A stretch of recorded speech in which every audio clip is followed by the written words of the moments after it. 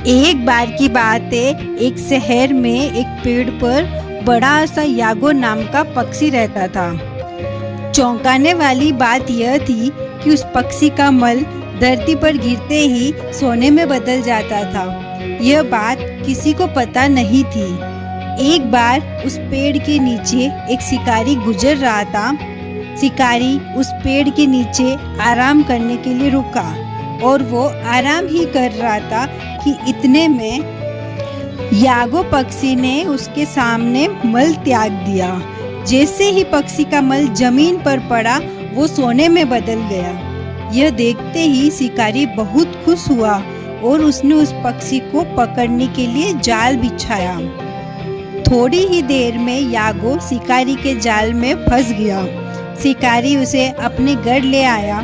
पिंजरे में यागो को देखकर शिकारी को चिंता होने लगी कि अगर राजा को इस बारे में पता चला तो वह यागो को ले जाएंगे और मुझे भी सजा देंगे।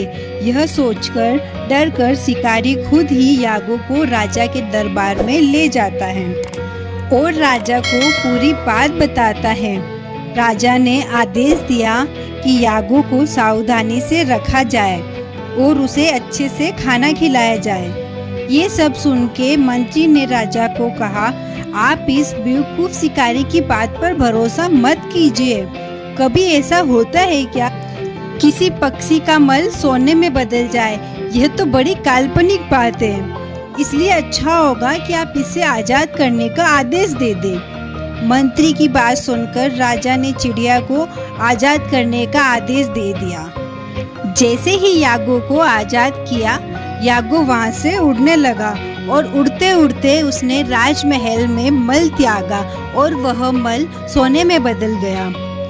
यह देखते ही राजा ने मंत्रियों को उसे पकड़ने का आदेश दिया, लेकिन तब तक वो पक्षी उड़ चुका था।